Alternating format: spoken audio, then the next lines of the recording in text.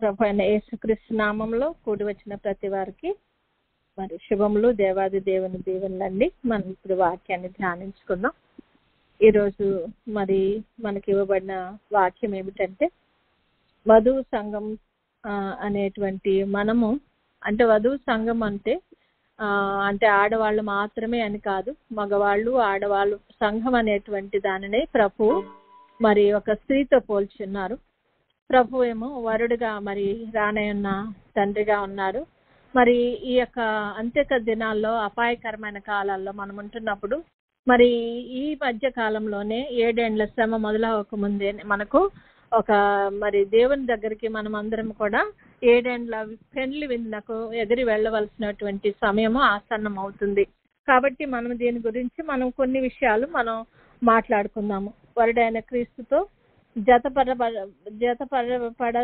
పరచబడవలసినటువంటి సంఘం అనే స్త్రీకి ఉండవలసిన లక్షణాలు, ఆమె గుణాల గురించి ఈరోజు మనము మరి కొన్ని మాటలు మాట్లాడుకుందాం. అంటే మనము ప్రభు యొక్క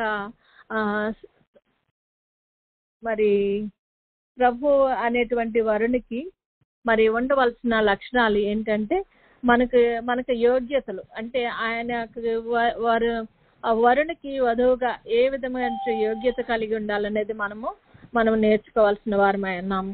కాబట్టి మన యొక్క లక్షణాలు ఏంటి, మనకు ఉండవలసిన ఏంటి, అన్ని చాలా లక్షణాలు ఉన్నాయి. కానీ మనం ఈ రోజు కొద్ది లక్షణాలు మనము ధ్యానించుకుందాం. మొదటి సామెతల గ్రంథము 11వ అధ్యాయము 16వ వచనంలో ఏముంటుందంటే, నెనరు గల స్త్రీ ఘనత నొందును అని ఉంటుంది.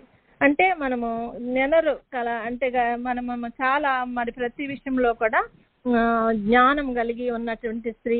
నెనరు అంటే ప్రతి విషయంలోనూ సమయానుకూలంగా చక్కగా తెలివిగా ప్రవర్తించగలిగిన స్త్రీ లాగా మనము ఉండాలన్నమాట. నేను ఆ విషయాల్లో మనము ఏ విధంగా మనం ఉంటే మరి ప్రభువుకి ఇష్టమైనట్లుంటామో అనేది మనము చాలా విషయాల్లో మనం ఆలోచించుకోవాల్సిన వారమై ఉన్నాము. దాన్ని ఆ మీనింగ్ ఏంటంటే, నెనరు అనే మాటకి అర్థం ఏంటంటే సారీ అండి, క్షమించండి. మన ఇంగ్లీష్ లో ఏం చెప్తామంటే, దాన్ని నెనరు అనే దానికి మీనింగ్ ఏంటంటే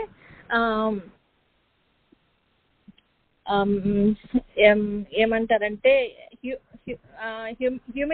హ్యూమానిటీ. అంటే మనము ప్రతి విషయంలో కూడా మనము చాలా జాగ్రత్తగా మనల్ని మనం తగ్గించుకొని మన ప్రతి విషయంలో కూడా మనం ఏ విధంగా మన స్థితి ఏంటి, మనం ఎక్కడ ఉండాలి, ఎక్కడ ఏం చేయాలి అని మనము దేవునితో మనం సమానం కాదు కాబట్టి మన హ్యూమానిటీని మనము చూపించుకోవాల్సిన వారమే ఉన్నాం అనమాట. మనం ఉండవలసిన స్థితిలో మనం ఉంటున్నామా లేదా అనేది మనం చాలాసార్లు గమనించుకోవాల్సిన వారమైన. మనం చాలాసార్లు మనము దేవుని కంటే ఎక్కువగా ఊహించుకుని, ఇదిగో నేను కాబట్టి నా ఇది కాబట్టి అని మన స్వచిత్తాన్ని ప్రతి విషయంలో కూడా మనము పెంచుకుంటూ మనము ముందుకు వెళ్తూ ఉంటాము. సాధారణంగా మానవులందరూ చేసేది అదే, దేవుని కంటే ఎక్కువగా వారు ఎంచుకునేటువంటి పరిస్థితి ఉంటుందన్నమాట. అటువంటి పరిస్థితిని మనము తగ్గించుకోవాల్సిన వారమై ఉన్నాము. మనం మనుషులము, ఆయన దేవుడు. ఆయన చిత్తాన్ని మనము నెరవేర్చే స్థితిలో మనమున్నామా లేదా అనేది మనము చూడవలసిన వారమై ఉన్నామన్నమాట. అలాగే మరి సామెతల గ్రంథము 11వ అధ్యాయం 22లో ఉంటుంది, వివేకం లేని స్త్రీ అని ఉంటుంది ఒకటి.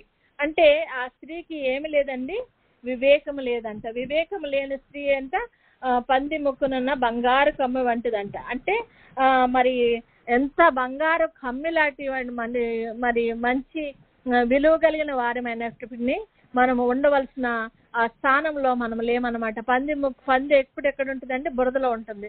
బురదలో ఉన్న దానికి ఏమన్నా విలువ ఉంటుందా?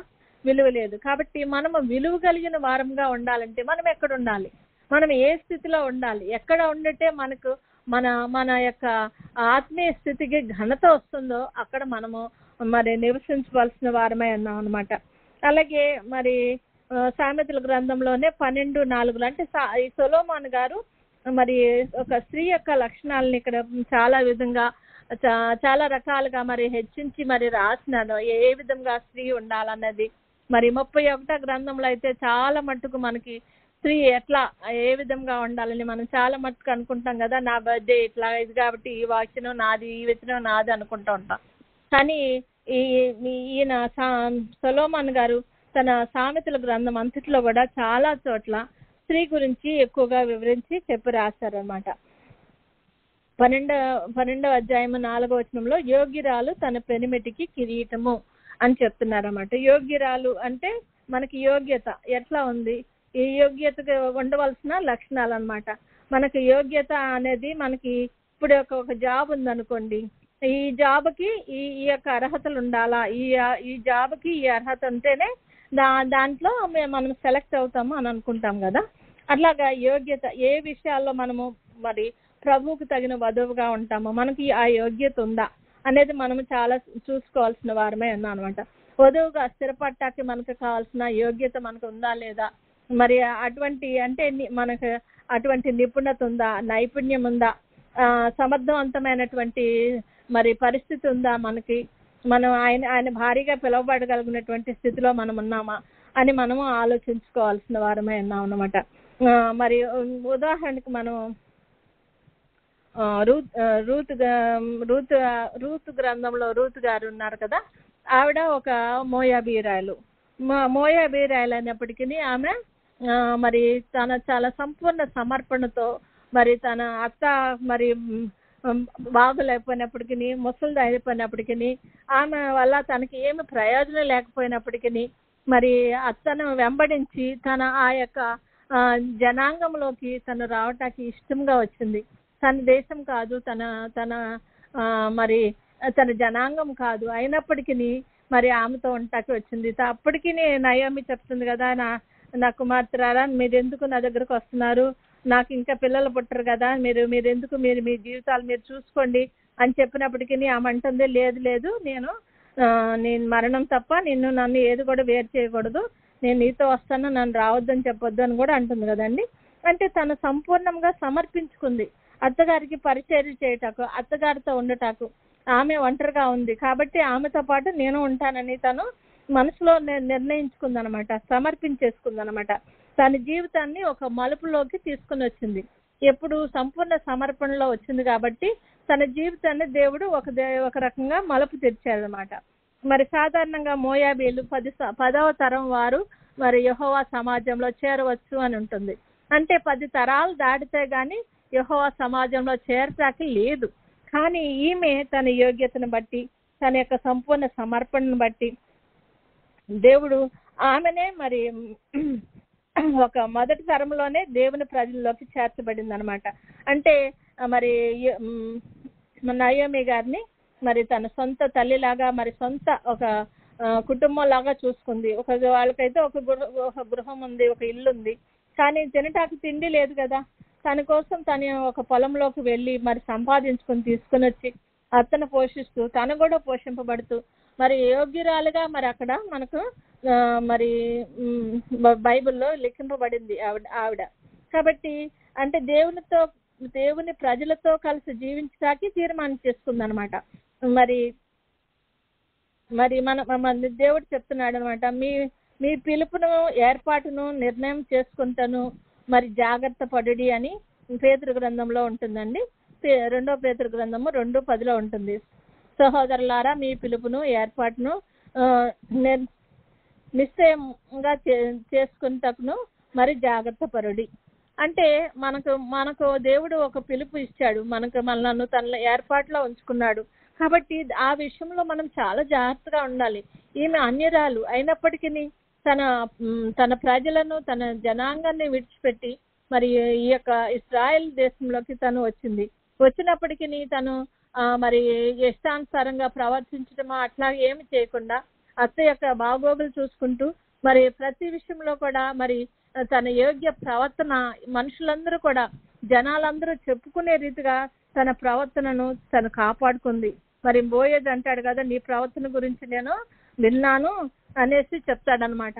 మరి అలాగే ఆయన అంటాడు, నువ్వు ఎవరిని కూడా మరి యవనస్తులను వెంబడించక నువ్వు ఎంత బాగా చూస్తున్నావో నేను గమనిస్తున్నాను, కాబట్టి నువ్వు ఎక్కడికి వెళ్ళొద్దు, ఇక్కడే ఉండు, నా చేలోనే ఉండు అని ఆయన తినేటువంటి పేలాలు ఇవ్వటం అట్లాంటివన్నీ కూడా అలా ఇస్తా ఉందన్నమాట. అంటే మనం కూడా మనం ఒక నిర్ణయం చేసుకుని ఒక ప్రభు యొక్క సన్నిధిలోకి వచ్చి ప్రభు యొక్క ఏర్పాటులోకి వచ్చిన తర్వాత మనము మన ప్రవర్తనను సరిగా చూసుకోవాల్సిన వారమై ఉన్నాము.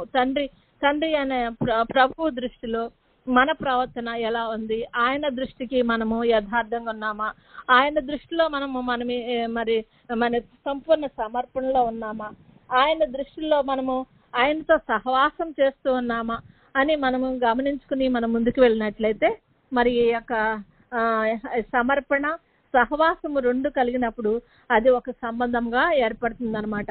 ఆయన తండ్రి, ఆయన యొక్క వరుడు మనము వధువుగా తయారవలసిన సమయం ఎప్పుడు ఉంటుందంటే ఆయనతో సహవాసం చేసినప్పుడు.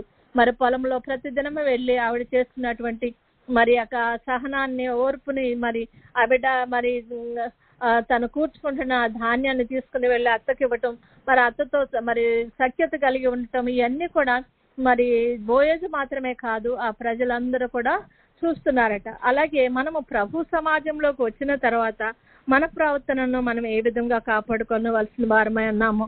అదే వాళ్ళని బట్టి వీళ్ళని బట్టి వాళ్ళు ఎలా ఉన్నారు నేను ఎలా ఉంటానేంటి అని మనం అనుకోకుండా ప్రభువుకి ఇష్టమైన రీతిలో మనం ఉన్నామా, ప్రభు చెప్పినట్లుగా మనం చేస్తున్నామని మనము చాలాసార్లు మరి మనము చూసుకోవాల్సిన వారమై ఉన్నాము. కనుక ఈమె ఒక యోగ్యురాలుగా ఉంది. మరి తన స్వాస్థ్యాన్ని స్థిరపరచబడేటట్టు బోయిస్తో ఆమెకు వివాహం సిద్ధపడింది. మరి ఆ విధంగా మరి అతని యొక్క జీవితంలో పాలి భాగస్తురాలైంది. పని చేసుకుంటాకి పరిగేరుకుంటాకి వెళ్ళిన ఆమె అతనికి మరి పాలి భాగస్తురాలుగా మరి తయారైంది. ఏ విధంగా అంటే తన ప్రవర్తనను కాపాడుకోవటం ద్వారా, తన మనసులో ప్రభువులోనికి సమర్పించుకోవటం ద్వారా, తన ఈ దేశ జనాంగాల దేవుడు నీ దేవుడే నా దేవుడు ఉంది కదా, అంటే ఆ దేవుణ్ణి తన దేవుడుగా తను భావించుకుని తను సమర్పించుకోవటం ద్వారా, ఆయన బిడ్డలతో సహవాసం చేయటం ద్వారా ప్రభు ఆమెకు ఆ వివాహాన్ని ఏర్పరిచి ఉన్నారని మనం నమ్ముతున్నాము. అదే కాకుండా మరి ఆమె తరంలో నుండి ప్రభువు మనకు ఉద్భవించారని కూడా మనం బైబిల్లో చదువుకుంటాం కదండి. అంటే మరి తన యొక్క ప్రవర్తన వల్ల, తన యొక్క సిద్ధపాటు వల్ల, తన యొక్క సంపూర్ణ సమర్పణ వల్ల, ఆమె యొక్క సహవాసం వల్ల ఏమైందండి, మరి ఇశ్రాయేల్ జనాంగంలోకి ఒక గొప్ప తల్లిగా మరి ఆవిడ ఏర్పరచబడింది. ఆమె ద్వారా వచ్చినటువంటి ఆ జనాంగంలో అండి యేసు ప్రభు వారి వంశాలు కూడా మరి వచ్చిందని మనం వింటున్నాము. కనుక ఆ విధంగా మనము యోగ్యతను మనము సంపాదించుకోవాల్సిన వారమై ఉన్నాము. ఇంకొకటి ఏంటండి, జ్ఞానవంతురాలు తన ఇల్లు కట్టుకొనును అని ఉంటుందండి. జ్ఞానవంతురాలు తన ఇల్లు కట్టుకుంటే సామెతల గ్రంథము 14:1 ఉంటుంది. అంటే జ్ఞానం కలిగిన వారు ఏ విధంగా దేవుని యందు భయభక్తులు కలిగి ఉంటే మరి జ్ఞానం అని కూడా మనం వింటున్నాం కాబట్టి, మరి జ్ఞానవంతురాలు ఏ విధంగా కట్టుకుంటుందంట, దేవుని యందు భయభక్తులు కలిగి ఉంటుందట. మరి ఆ విధంగా ఉన్నప్పుడు మరి అదే జ్ఞానానికి మూలమై ఉంటుంది అనమాట. మరి ఉదాహరణకి రిబకమ్మ గారిని చూసుకుందాం మనం. రిబకమ్మ గారు మరి ఒక చిన్న కన్యక, ఆమె చక్కనిది అని కూడా ఉంటుందండి.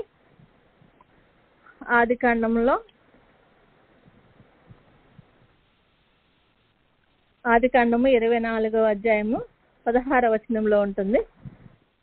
ఆ చిన్నది మిక్కిలి చక్కనిది ఆమె కన్యక, ఏ పురుషుడును ఆమెను కూడలేదు అని ఉంటుంది. అంటే చక్కనిదే కాకుండా మరి చక్కటి ప్రవర్తన కలిగినటువంటి ఒక స్త్రీ, ఒక ఏమంటారు కన్యక అని చెప్పి రాయబడింది.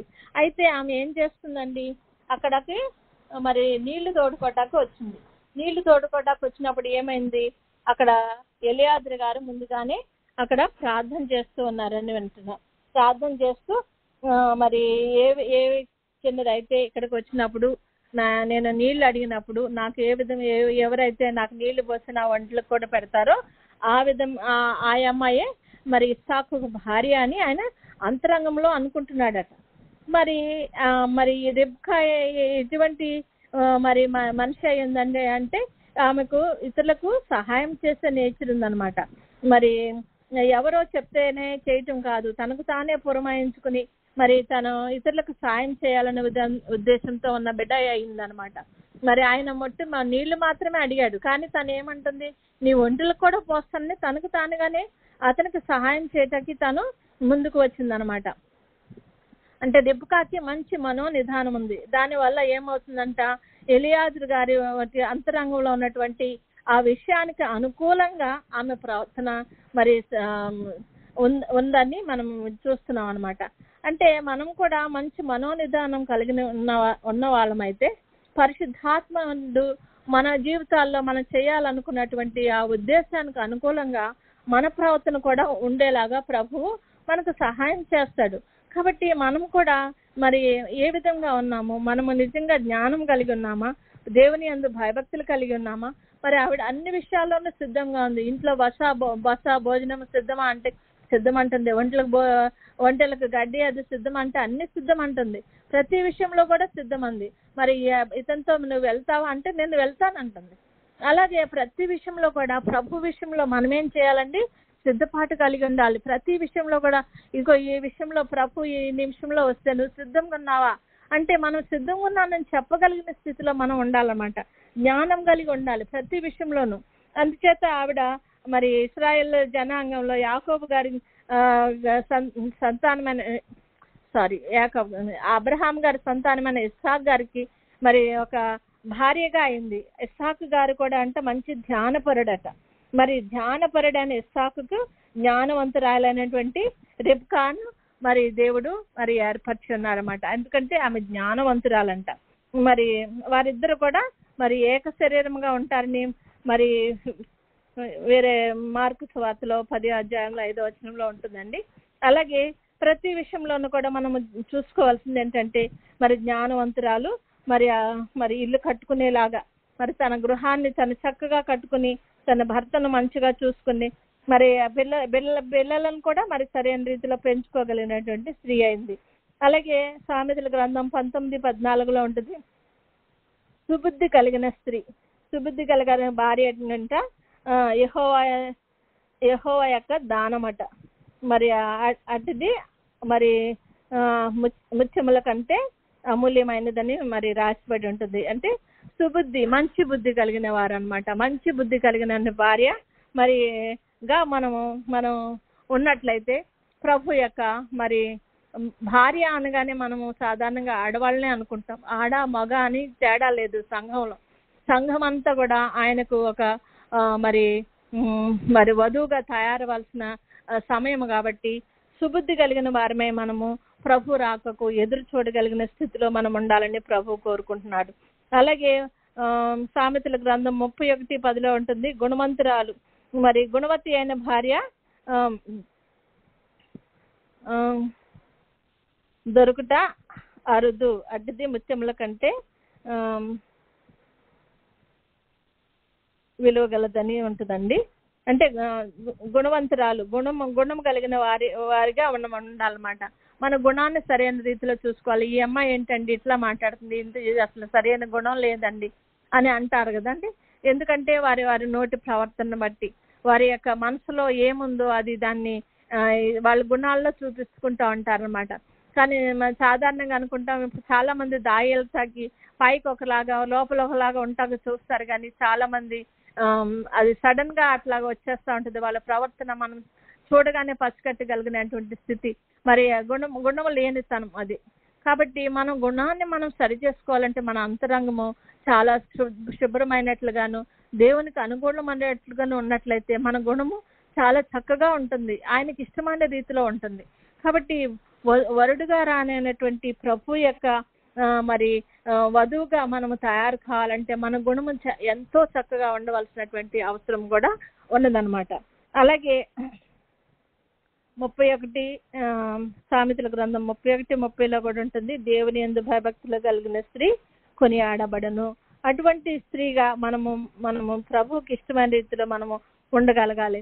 ప్రభువుకి ఇష్టమైన రీతిలో మనం ఉన్నట్లయితే ఆయనకు వధువుగా ఉంటూ ఆయనకి ఇష్టమైన రీతిలో మనం పెరుగుతున్నట్లయితే ఈ యొక్క సహవాసంలో ప్రభువుతో ఉన్నటువంటి మన సహవాసంలో మనము ఆయనకు భార్యగా మారగలిగినటువంటి స్థితి మనకు ఏర్పడుతుంది. ఎందుకంటే ప్రభువు మహిమాన్వితుడు, మహిమా స్వరూపి, మహిమతో ప్రభు నిండి ఉంటాడు. అదే మహిమ వస్త్రాన్ని ప్రభు ఆది దంపతులైనటువంటి ఆదాము అవ్వలకు దయచేసిన దేవాది దేవుడు. అటువంటి వస్త్రాన్ని వారు పోగొట్టుకున్నందున వారు దేవునికి దూరం అయిపోయి మరి అన్ని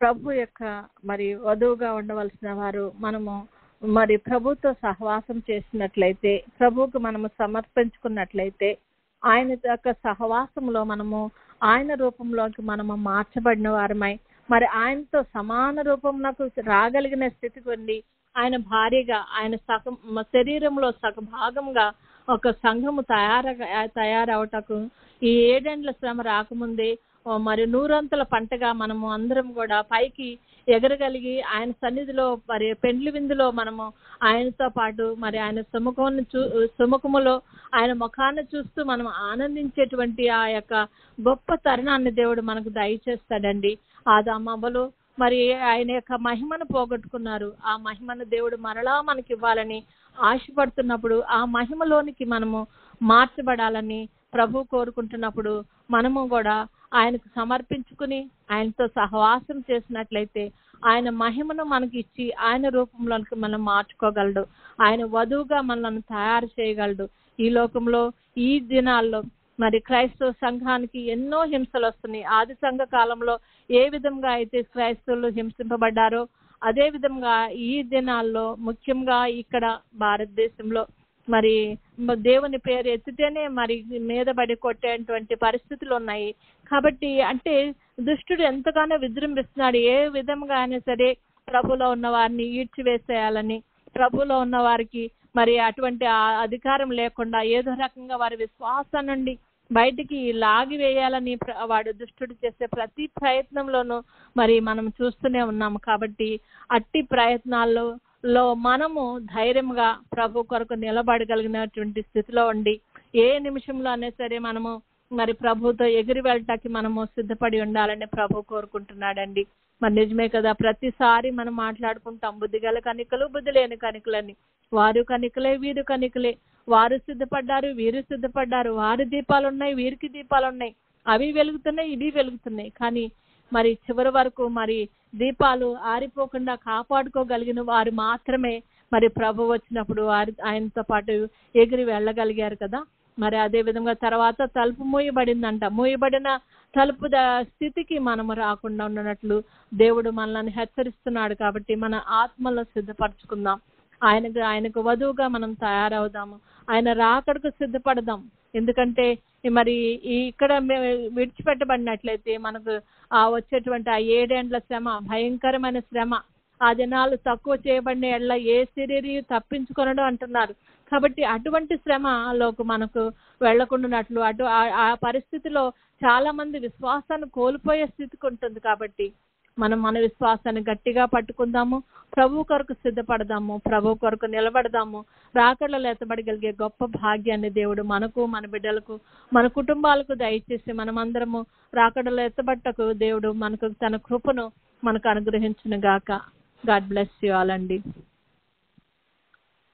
మనం ఇప్పుడు సన్నిధి చేసుకుందామండి. మొట్టమొదటిగా ప్రభు సన్నిధిలో మరి ప్రభు వారు వచ్చి మన కొరకు సింహాసనాసీనుడై మరి కూర్చున్న ప్రభు ముందు మనం ఉన్నాం కనుక ప్రభువుని మన ముందు ఊహించుకుని ప్రభువుని మన మధ్య ఉన్నారని, ఆయన మనతో సహవాసం చేయటకు వచ్చి ఉన్నారని, మన మనసులో ఉన్నటువంటి సమస్తమైన చిక్కులను, చికాకులను, బాధలను, వేదలను ప్రక్కకు నెట్టివేసి మన దృష్టిని ప్రభు మీద కేంద్రీకరించుకుని మనోనిదానం పొందుటకు ప్రయత్నిద్దామండి.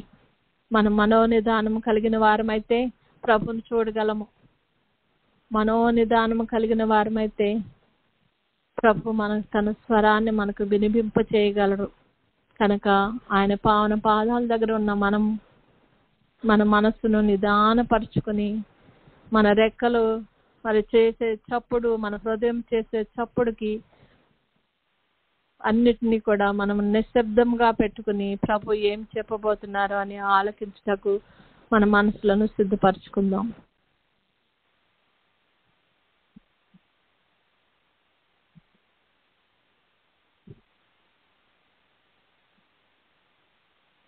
ప్రభు మన మధ్య ఉన్నారు.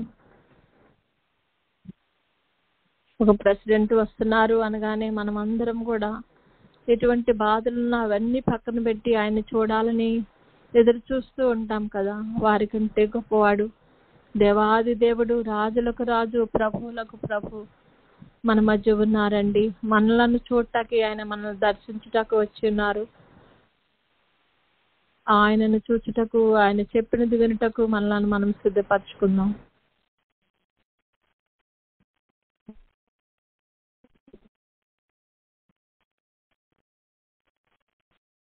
దేవుడా నీకు స్తోత్రాలయ్యా. మనసును మా యొక్క అంతరంగాన్ని ప్రధానమైన మా దృష్టిని నీ మీద కేంద్రీకరించుకున్నట్టు ప్రార్థించుకున్నాను.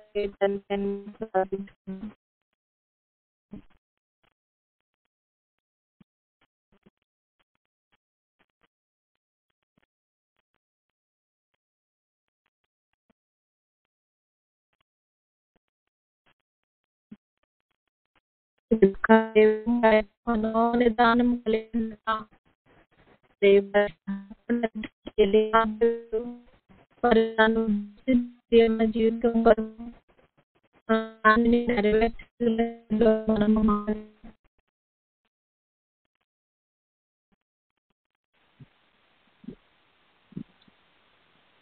మనోనిదానం కలిగిన మనము ప్రభు సన్నిధిలో మన పాపములను ఒప్పుకుందాము. పాపములను క్షమించుటకు మనిషి కుమారునికి మాత్రమే అధికారం ఉన్నదని మనం వాక్యంలో చదువుకుంటున్నాం. కనుక ఆయన మాత్రమే మన పాపములను క్షమించగలవాడు. మన పాపములు రక్తం వలె ఎర్రనివైనను వాటిని హిమం వలె తెల్లగా చేస్తానని చెప్పాడు. కాబట్టి ప్రభు సన్నిధిలో మన సమస్తమైనటువంటి పాపములను ఆయన సన్నిధిలో ఒప్పుకుందాము. మహిమారూపి అయిన తండ్రి మన పాపములను క్షమించి మనలను పవిత్రులుగా చేసి తన రూపంలోనికి మార్చుకోగల శక్తి గలవాడు. మనము పాపం లేని వారి మనం చెప్పుకునే మనల్ని మనమే మోసపుచ్చుకుందామని వాక్యంలో ఉంటుంది. కనుక నేనేమి తప్పులు చేయలేదు, నేను పాపం చేయలేదు అని మనం మాత్రము అనుకోకూడదు. మనం పుట్టుకతోనే పాపలమై ఉన్నామని వాక్య గ్రంథంలో రాయబడి ఉన్నది. మనం ఇంకనూ పాపలమై ఉండగా ఆయన మన కొరకు చనిపోయారని ఉంది. కాబట్టి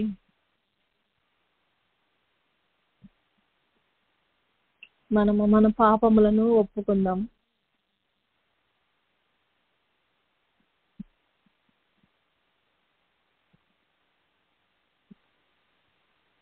ఆయన వలననే మనకు పాప క్షమాపణ, ఆయన వలననే మనకు పరిశుద్ధత ఏర్పడుతుంది. ఆయన మాత్రమే మనల్ని పరిశుద్ధులుగా చేయగల శక్తి గలవాడు.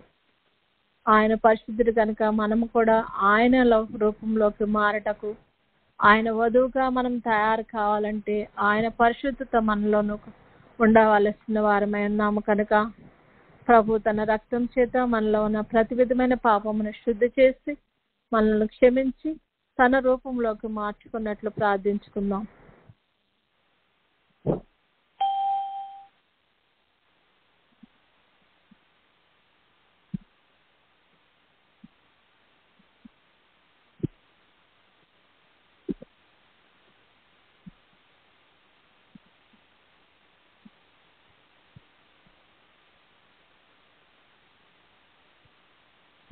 పాపములను ఒప్పుకున్న మనము తీర్మానం చేసుకుందాం.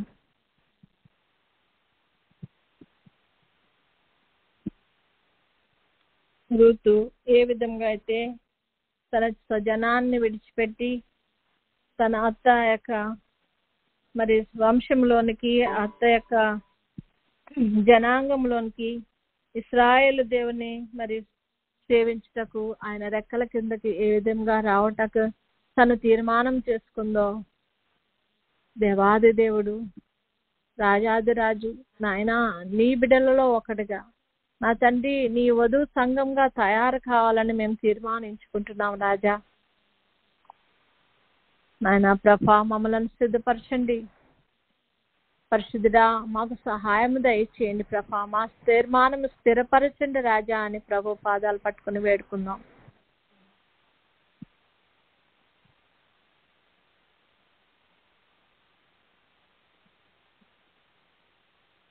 దేవుని నీతిని నెరవేర్చడానికి రూతు నిర్ణయించుకుందంట. అందుచేత దేవుని యొక్క వంశావళిలో ఆమె ఒక పేరుగా ఆవిడ మరి నిలబడగలిగింది. అనే స్త్రీ అయినప్పటికీ, దేవుని ఎరగని బిడ్డన అయినప్పటికీ ఆ బిడ్డ మరి దేవుని యొక్క మరి జనాంగంలోనికి రావటానికి తను తీసుకున్న ఆ యొక్క తీర్మానము, తన అత్తతో ఉండటకు తీసుకున్న ఆ తీర్మానము ఆ బిడ్డను మరి దేవుని వంశంలో మరి ఒక మంచి ఘనత కలిసినటువంటి స్త్రీగా ఆమె నుండి ప్రభు యొక్క వంశాలు వచ్చినట్లుగా మనం చూస్తున్నాం. కనుక మనం కూడా ప్రభు సన్నిధిలో మనం తీర్మానించుకుందాం. మన తీర్మానం స్థిరపరిచినట్లు ప్రభును వేడుకుందాం. నాయనా నీ యొక్క జనాంగంలో ఉండేటకు ప్రభా, నాయనా నేను నా సుఖాన్ని కోరుకోవట్లేదు ప్రభా, నేను నీ వైపే మొగ్గుతున్నాను నాయనా. నీ నీతిని నేను నెరవేర్చగలిగిన స్థితిలో ఉండేటకు ప్రభా, నీ ప్రణాళికలో ప్రభా భాగముగా నేను ఉండగలుగుటకు నాయన నేను తీర్మానించుకుంటున్నాను. కనుక నా తండ్రి నాకు సహాయం చేయి తండ్రి అని ప్రభుని వేడుకుందాం.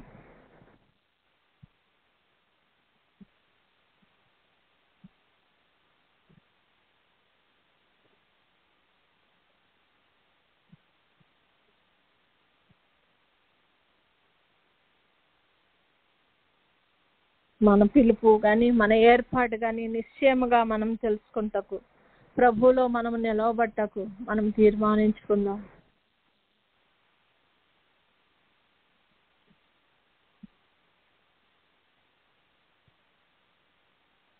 మన ప్రవర్తన సరి అయినదైతే దేవుడు తన ప్రణాళిక చొప్పున సమస్తమును మనకు అనుగ్రహించి ఆయనలో మనం స్థిరపడటకు దేవుడు సహాయం చేయగల శక్తి గలవాడు. కనుక మన తీర్మానము ప్రభు సిద్ధపరిచి ఆయన యొక్క చిత్తానుసారంగా మన జీవితాలను మనం నడవగలిగినట్లు దేవుడు సహాయం చేయలాగిన ప్రభును వేడుకుందాం.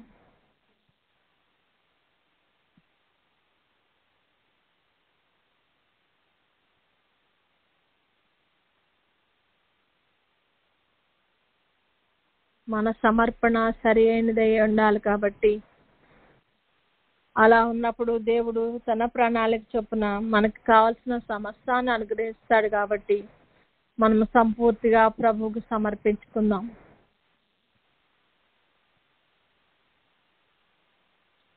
సమర్పణ అనేది లేకపోతే ప్రభువుతో మనము సహవాసము చేయలేము.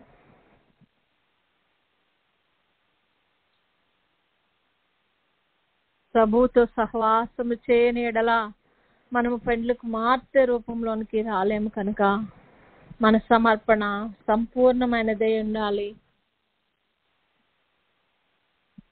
మన సమర్పణ యోగ్యమైనదై ఉండాల. మన సమర్పణ మన ప్రభువుకి అంగీకారమైనదే ఉండినట్లు మనలను మనము ప్రభువుకి సమర్పించుకుందాం.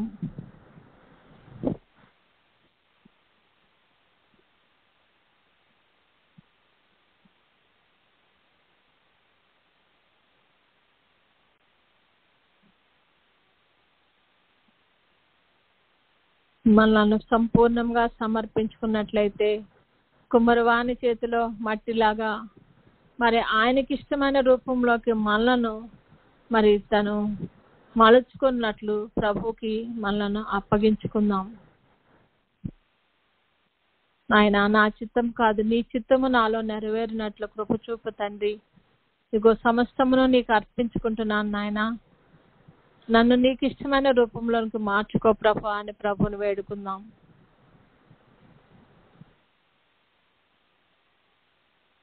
ప్రభు చిత్తం మాత్రమే మన జీవితాల్లో నెరవేర్చబడినట్లు ప్రభు అనుగ్రహించినట్లు ప్రభు పావన పాదాలు పట్టుకుని వేడుకుందాం.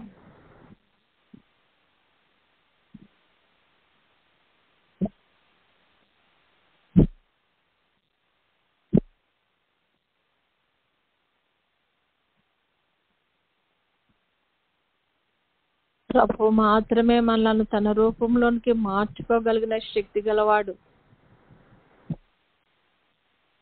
మనలో ఉన్నటువంటి సమస్తమైనటువంటి దుర్గుణములను, సమస్తమైనటువంటి అవినీతి కార్యాలను, సమస్తమైనటువంటి చిన్న చిన్నటువంటి ఉన్నటువంటి మరి దేవునికి ఇష్టం లేని కార్యములన్నిటిని కూడా మరి కడిగి వేసి మనలను శుద్ధి చేసి మరి సంపూర్ణమైనటువంటి సమర్పణతో ఉన్న మనలను మరి ఆయన తనకిష్టమైన రూపంలోకి మార్చుకుని మరి తనకు వధువుగా మనల్ని తయారు చేసుకోగల శక్తి గల దేవాది దేవునికి మనం కృతజ్ఞత చేసుకుని ప్రభువుకి మరి సమర్పించుకుందాం.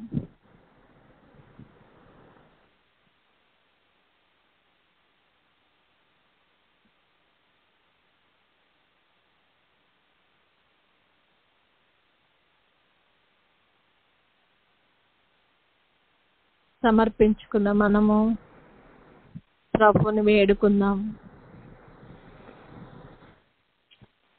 పరిశుద్ధుడా, పరమ తండ్రి, సర్వశక్తిమంతుడా, నీకు వందనాలయ.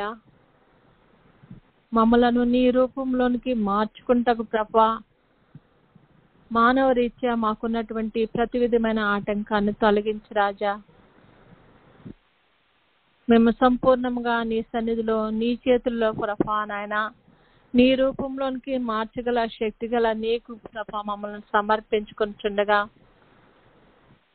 మమ్మలను ప్రభా మాలో ఉన్నటువంటి సమస్తమైనటువంటి అడ్డంకులను ఆటంకాలను ప్రభా తీసివేసిన ప్రభా మేము సంపూర్ణంగా నీకు లోబడిన వారమై నీ చిత్తాన్ని మాత్రమే నెరవేర్చగల స్థితిలోకి ప్రభా నీ నామానికి మహిమకరంగా మా జీవితాలు మారినట్లు ప్రభా కృప చూపమని ప్రభుని వేడుకుందాం.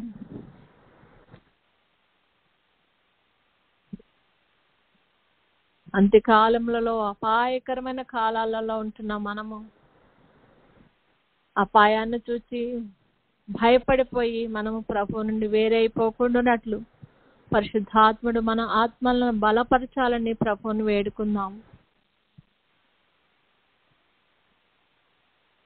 ఆయన మాత్రమే సర్వశక్తిమంతుడు, ఆయన మాత్రమే ప్రభావం గలవాడు, ఆయన మాత్రమే పరిశుద్ధుడు,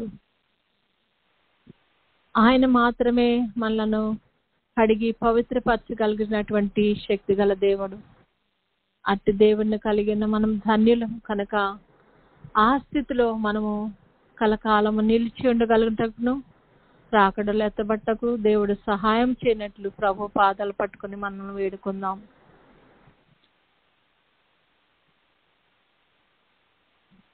ఈ అంత్య దినాల్లో మనం ఎవరితో ఏ విధంగా మాట్లాడాలో, ఎవరితో ఏ విధంగా మనము మరి మన ప్రవర్తన ఉండాలో, ఏ విధంగా మరి ఉంటే ప్రభు నామానికి మహిమ కలుగుతుందో ప్రతి విషయంలో మనల్ని సరిచేయమని ప్రభుని వేడుకుందాం.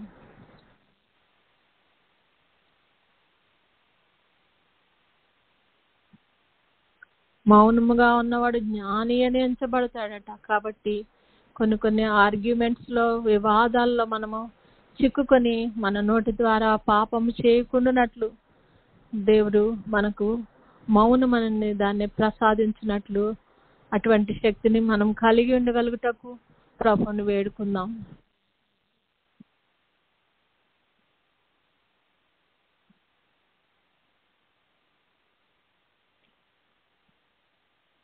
అదే విధముగా మన కుటుంబాలను ఏ విధంగా ప్రభు వైపు నడిపించుకుంటూ అలేయక మరి సహనంతోనూ ఓర్పుతోనూ మరి బిడ్డలను ప్రభులో నడిపించుకోగలుగుటకు కావాల్సిన శక్తిని ప్రసాదించమని ప్రభువుని వేడుకుందాం.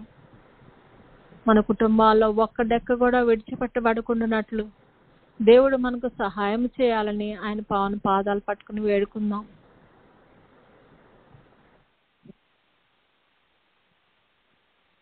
రక్షణ లేని మన కుటుంబాల్లో సభ్యులను దేవుడు తన రక్షణ ద్వారా ఆ బిడ్డలను విమోచించున్నట్లు మనము ప్రభు పాదాలు పట్టుకుని వేడుకుందాం.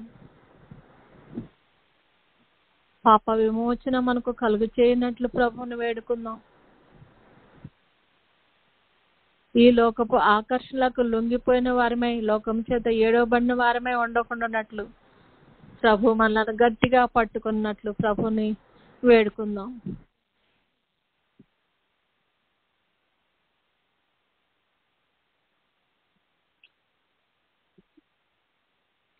అంధకార సంబంధమైన క్రియలలో మనము పాలివారమై ఉండకుండానట్లు తన వెలుగును మన మీద ప్రసరింప చేయమని ప్రభుని వేడుకుందాం.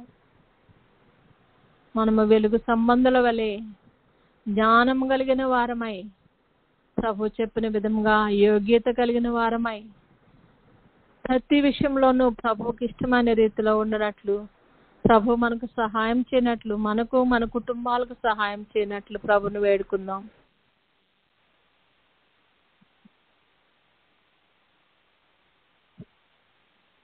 గాఢాంధకారపులో వంటి ఈ యొక్క పరిస్థితుల్లో సంచరించినను ఏ అపాయమునకు మనం భయపడకుండానట్లు ఆయన యొక్క కృప, ఆయన దుడ్డుకర దండము మనకు తోడుగా ఉండనట్లు ప్రభుని వేడుకుందాం.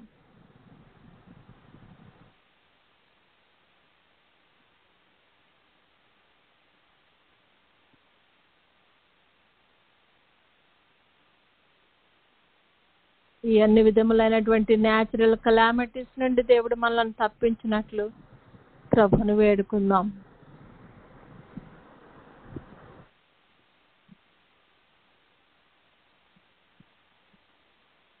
లోకంలోని ప్రజలందరికీ సంభవించినదే మనకు సంభవిస్తూ ఉన్నప్పుడు ప్రభు యొక్క కాపుదలను మనము గుర్తింపగలిగినట్లు, ఆయనకు కృతజ్ఞత కలిగి జీవించినట్లు మనము జీవించినట్లు ప్రభుని వేడుకుందాం.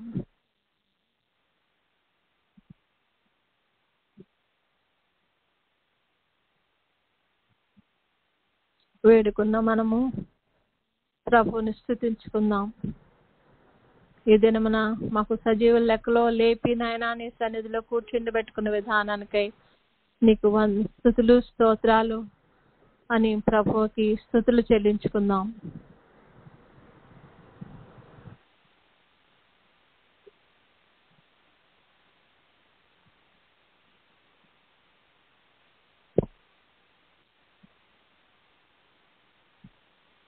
దేవాది దేవా, నీ అంత్య దినాల్లో ప్రభా మమ్మలను నీ సన్నిధిలో కూర్చుండబెట్టుకుని నాయన నీ జ్ఞాన వచనాలు మాకు ఇచ్చిన దేవాది దేవా నీకు వందనాలని ప్రభుకు వందనాలు చెల్లించుకుందాం.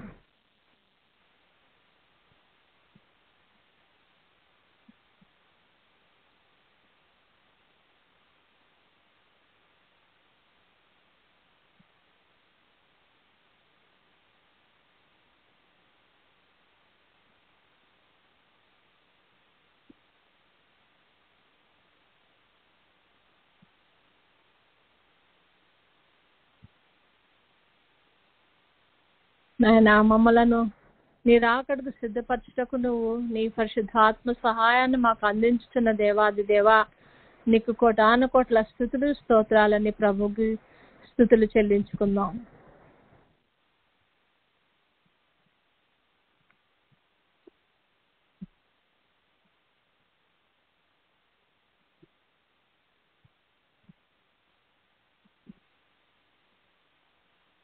మాకు కలిగిన ఈ నిరీక్షణ మేము గట్టిగా పట్టుకుని ముందుకు సాగగలుగుటకు నాయన నీ కృపను మాకు అనుగ్రహిస్తున్నందుకు నీకు వందనాలు చెల్లిస్తున్నామయ్యా అని దేవునికి వందనాలు చెల్లించుకుందాం.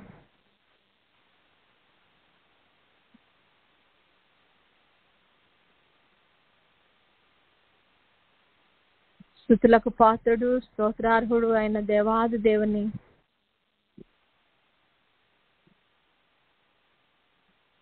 పావన పాదాలు పట్టుకుని ఆయనకు కృతజ్ఞతలు చెల్లించుకుందాం.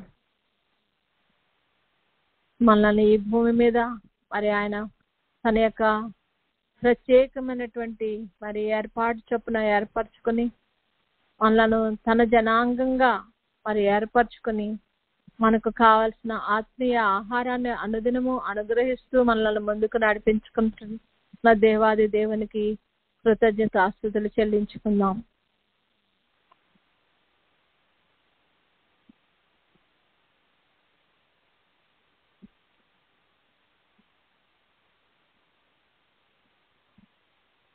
మన సిద్ధలలో నూనెను సిద్ధము చేసుకునే తరుణాలను దేవుడు మనకు దయచేస్తున్నందుకు దేవునికి కృతజ్ఞతలు చెల్లించుకుందాం.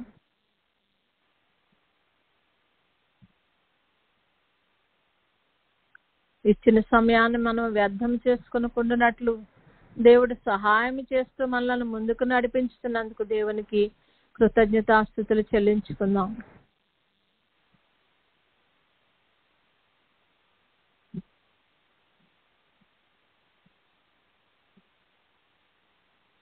అడవి ఒలీవ చెట్ల వంటి వారమైన మనలను తనలోనికి మనలను అంటుకట్టుకున్న దేవాది దేవునికి కృతజ్ఞతాస్తుతులు చెల్లించుకుందాం. ఆయనలో నిలిచి మనము ఫలించగలిగినట్లు దేవుడు సహాయం చేస్తున్నందుకు దేవునికి వందనాలు చెల్లించుకుందాం.